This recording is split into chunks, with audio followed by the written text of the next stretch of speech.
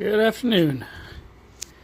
It's currently Saturday. It's going to be 105 today here in Phoenix. And my truck is not parked in the normal place.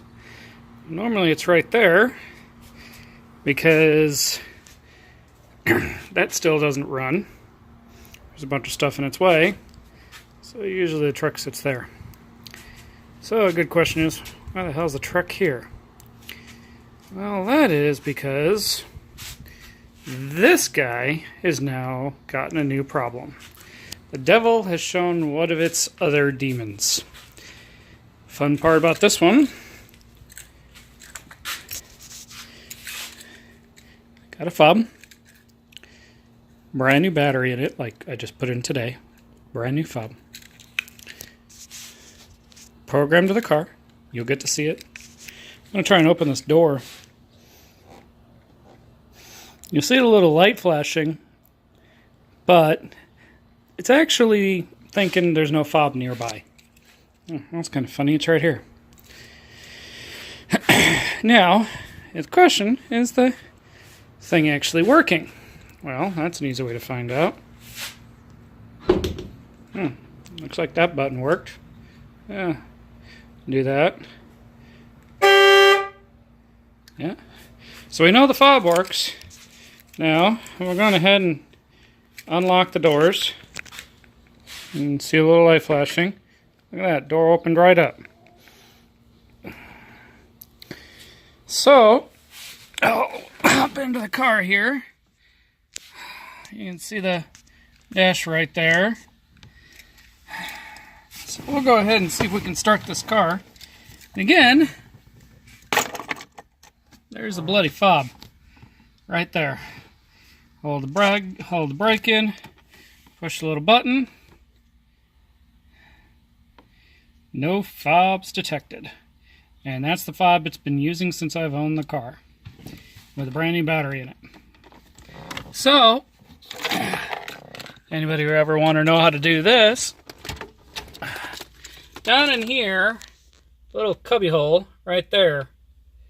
A little cubby hole is like an inductor. You take the fob and you slide it in the cubby hole like so. And if you're wondering, as long as the key's out of the way, you can close the thing. So go ahead and do the gas.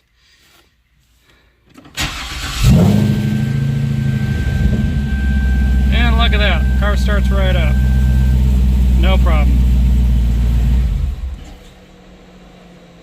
And off it goes. I remember I just started it, right?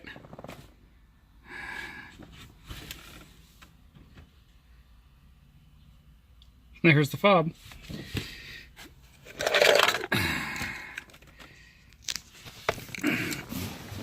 So, what that pretty much states is it's not the battery in the fob that's the problem.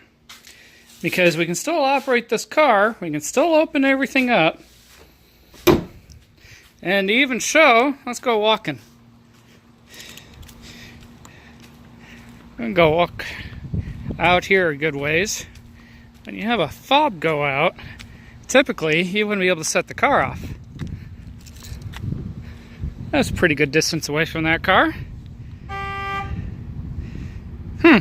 Yeah, don't think it's the battery. Walk all the way over here. Yep, definitely not the battery. So there is a computer that controls the sensing system inside the car to recognize when one of its little fobs are nearby. We're in temperatures exceeding 100 degrees Fahrenheit.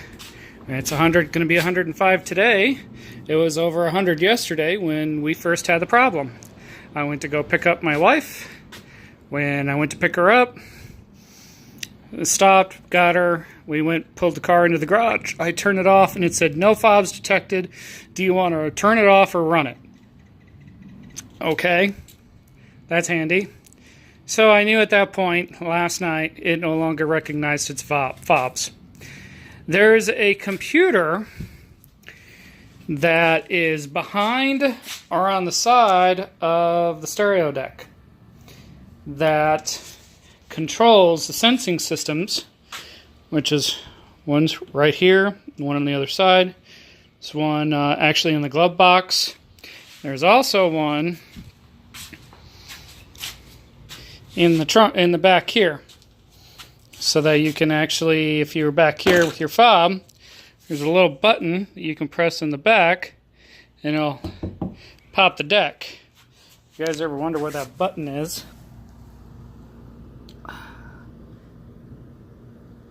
there's the keyhole, there's the button.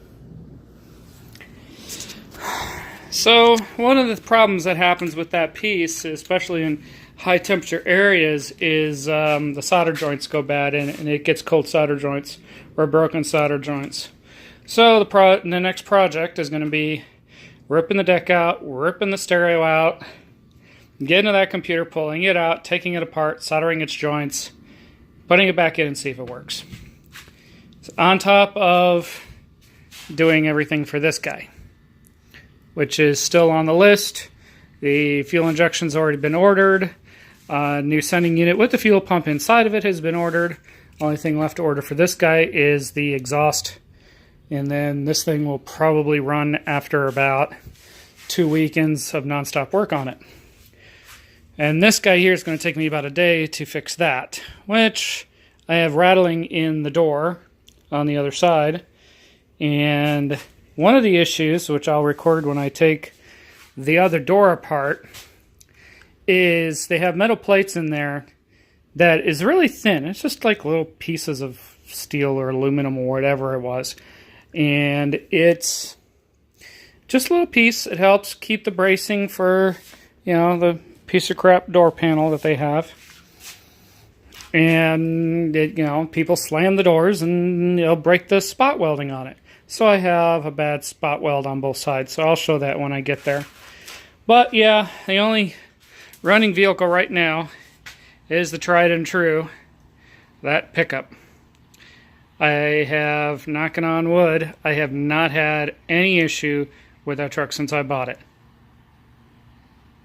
Hands off to Chevy. They built a hell of a truck. That thing just doesn't die. So, I'll let you know what the next project comes in as. Talk to you later. Bye.